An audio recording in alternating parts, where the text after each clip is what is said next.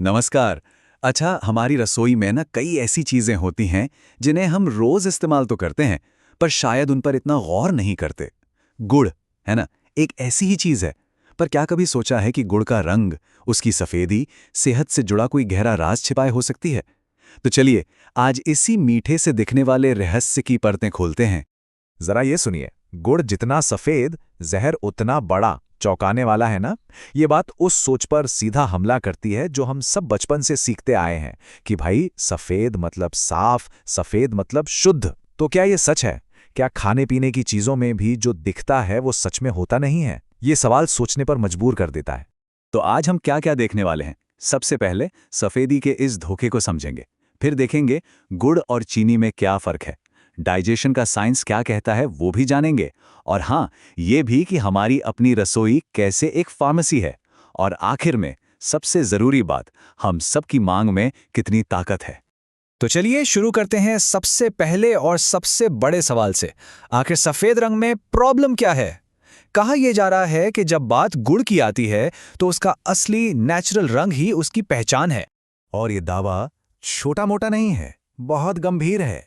कहा यह जा रहा है कि गुड़ को एकदम चमचमाता हुआ सफेद दिखाने के लिए कुछ लोग उसमें कपड़े धोने वाले पाउडर जैसे केमिकल्स का इस्तेमाल करते हैं।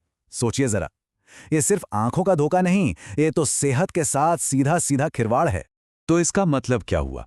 मतलब ये कि अगली बार जब बाजार जाएं तो ध्यान रखें, वो जो एकदम साफ सफेद वाला गुड़ है उसे छोड़कर जो गहरा भूरा, चॉकलेटी या तांबे जैसा दिखता है ना, उसे चुनना है।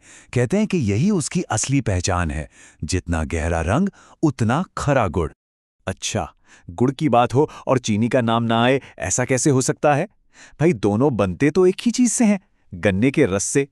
तो फिर इतना फर्क क्यों? चलिए जरा इस मुकाबले को और पास से देखते हैं। इसे समझने के लिए एक बढ़िया सा उदाहरण है। सोचिए, गेहूं का आटा। उसी आटे से घर में पौष्टिक रोटी भी बनती है और फैक्ट्री में प्रोसेस्ड ब्रेड भी, है ना।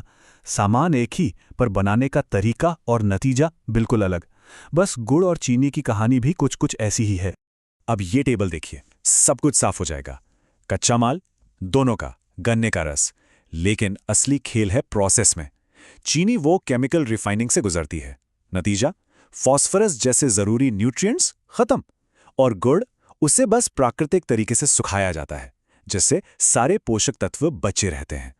ठीक है, तो बनाने का तरीका अलग है, न्यूट्रिएंट्स भी अलग हैं, पर जब हम इन्हें खाते हैं तब शरीर के अंदर क्या होता है? क्या ये सिर्फ मीठे का फर्क है या डाइजेशन का भी कोई साइंस है इसके पीछे?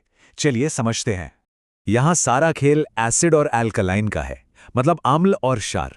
दावा यह है कि चीनी पेट में जाकर एसिड बनाती है, और एसिड से क्या होता है? एसिडिटी, जलन। दूसरी तरफ है गुड़।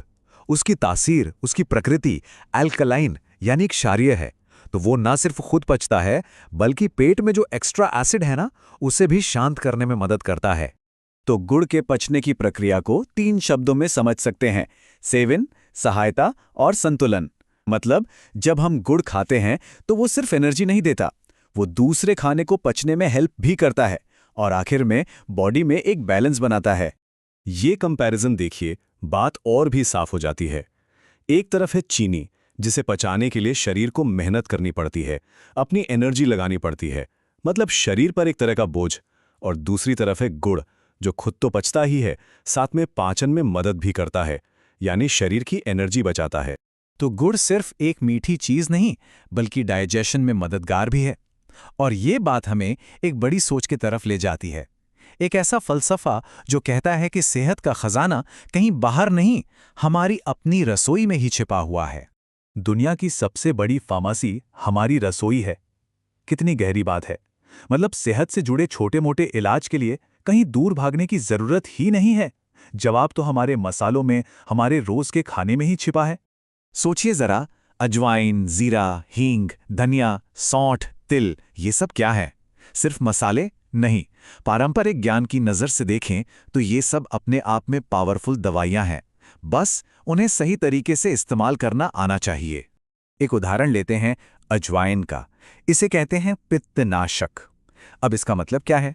आसान भाषा में कहें तो ये शरीर की गर्मी, एसिडिटी या जो पाचन की आग होती है ना, उसे शांत करती है, खासकर जब कुछ भारी भरकम खा लिया हो। अब एक बड़ा ज़रूरी सवाल दिमाग में आता है, अगर ये पुरानी नेचुरल चीज़ें इतनी अच्छी हैं, तो फिर मार्केट मिलावटी और प्रोसेस्ड चीज़ों से भरा क्यों है? इसका जवाब जितना चौंकाने वाला है ना, उतना ही सिंपल भी है। और सच कहूं तो इसका जवाब हम सबके पास है। ये सारा खेल डिमांड और सप्लाई का है। आज का बाजार कंज्यूमर का बाजार है। मतलब ग्राहक जो मांगेगा, दुकानदार वही बेचेगा। सीधी सी बात है। इसका मतलब ये हुआ कि हम सबकी पसंद में ही पूरे बाजार को बदलने की ताकत छिपी है। और देखिए, यही बात यहां समझाई गई है कि हमारी खरीदने की आदतें कितना बड़ा बदलाव ला सकती हैं अगर हम सब मिलकर उस सफेद गुड़ को खरीदना बंद कर दें और दुकान पर जाकर वो गहरे रंग वाला पारंपरिक गुड़ मांगें। तो क्या होगा? दुकानदारों को, बनाने वालों को, सबको हमारी मांग पूरी करने के लिए बदलना पड़ेगा। और सबसे अच्छी बात जानते हैं क्या है? इस बदलाव के लिए कोई बहुत बड़ी कीमत नहीं चुकानी है। सुझाव ये है कि बस 2 रुपए प्रति किलो अगर हम इतना सा ज्यादा देने को तैयार हो जाएं, तो किसानों को भी बढ़ावा मिलेगा कि वो केमिकल इस्तेमाल ना करें। है ना, ये सेहत और ईमानदारी के लिए एक बहुत छोटा सा इन्वेस्टमेंट। तो आखिर में सारी बात घूम फिर कर हम सबकी पसंद पर आ जाती है। अगर डिमांड ही सप्लाई को चलाती है, तो सवाल यह है कि हम सब मिलकर मांगेंगे क्या? क्या हम सिर्फ दिखावे की सफेदी मांगेंगे या फिर सेहत, परंपरा और असलियत को चुनेंगे? फैसला हम सबका है।